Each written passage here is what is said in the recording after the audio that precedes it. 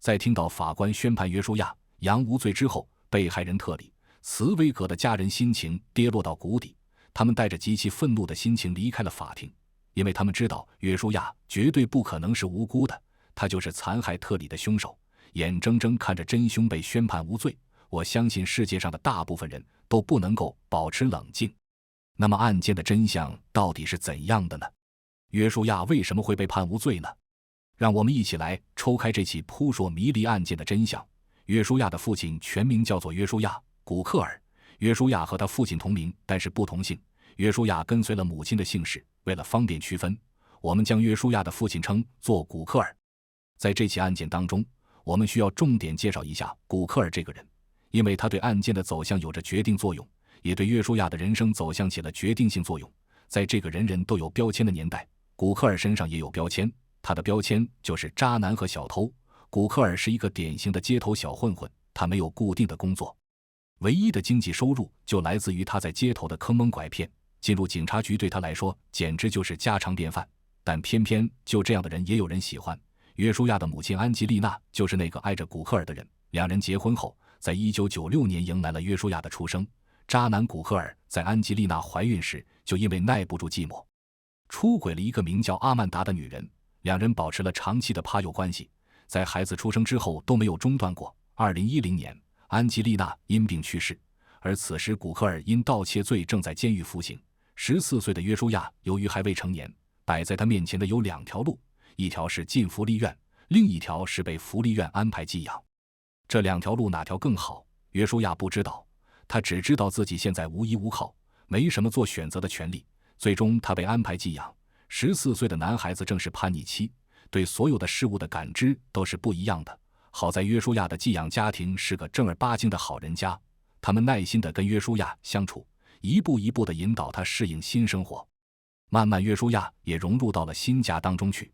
如果约书亚一直在这个寄养家庭中生活，他可能会有完全不一样的人生，以后的事情也不可能发生。接下来发生的这一切都要怪罪到渣男古克尔身上。刑满释放的他不甘心自己的儿子生活在别人家庭里，他将约书亚的抚养权争夺了回来。江山易改，本性难移，狗如果能改得了吃屎就不是狗了。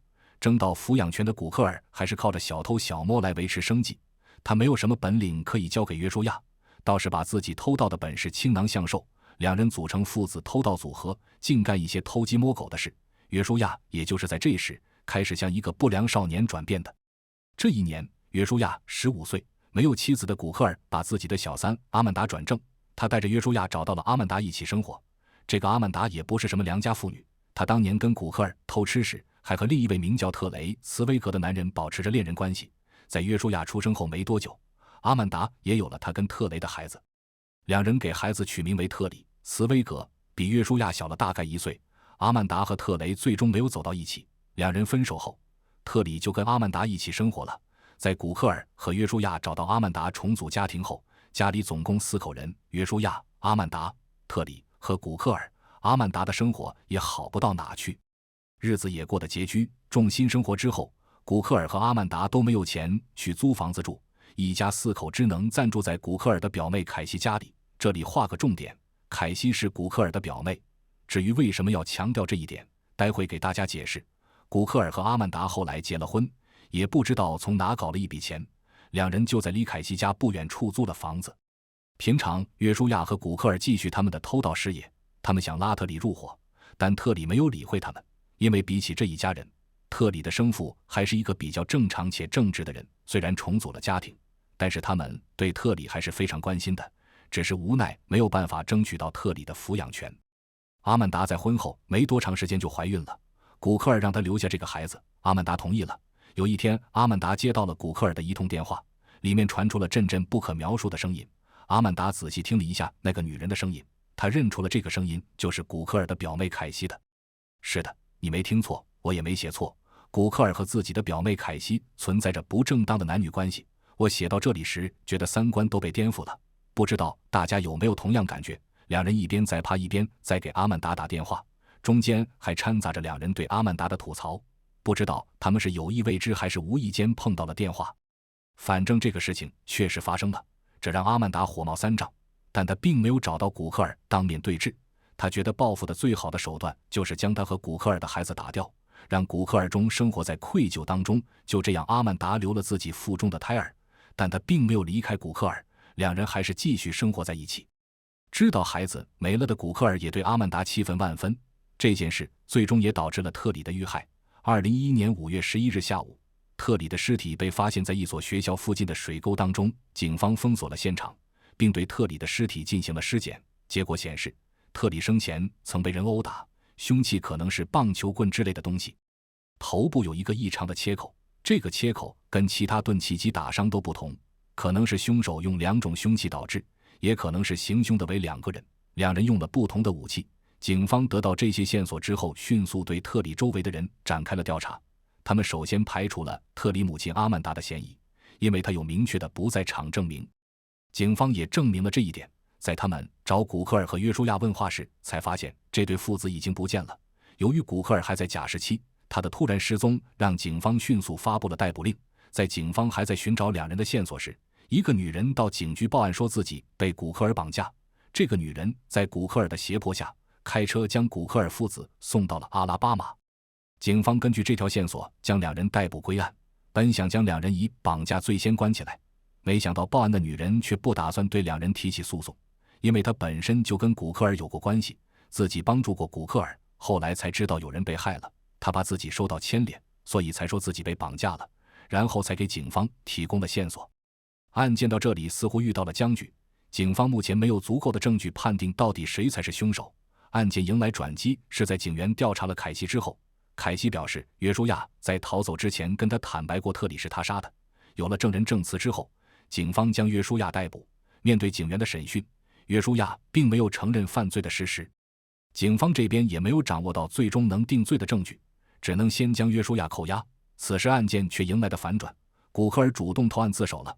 他表示是自己杀害的特里，原因就是为了报复阿曼达将他们的孩子流产了。当警员问到他用什么凶器行凶时，他说用了一根铁棒。警方根据法医提供的线索来看，古克尔也可能是凶手。为了保证万无一失，警方又找来了凯西问话。凯西说当时约书亚半夜来到自己家里，说他杀了特里，还带着一把沾血的棒球棍。警方最终采信了凯西的证词，他们决定对约书亚父子同时提出诉讼。2013年7月26号，古克尔被判无期，20年不得假释。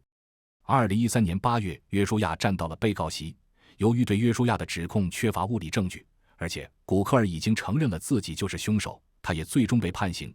最终法官判定对约书亚的指控不成立，他被当庭释放。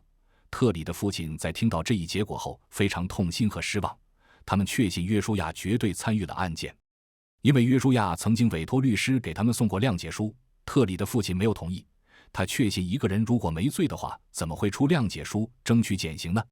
无罪释放的约书亚并没有珍惜自由的时光，他跟古克尔的人生轨迹如出一辙，继续着自己的小偷小摸的生活。2015年，他因非法持有武器被判入狱3年。2018年，身陷囹圄的约书亚突然写了一份坦白书，让原本盖棺定论的案件再次迎来了反转。他在坦白书中表示自己就是杀死特里的凶手，自己的父亲并没有参与，他父亲承认是自己干的，只是为了出于保护他的目的。同样在狱中的古克尔在得知这个消息后，心情极度复杂。不过，虽然约书亚承认了自己就是凶手，但这起案件并不会再次因为这个原因而审理，所以古克尔还是会继续在狱中服刑，而约书亚也会继续在狱中服刑，直到自己的非法持有武器罪的刑期完结。约书亚和古克尔这对父子深刻诠释了有其父必有其子这个道理。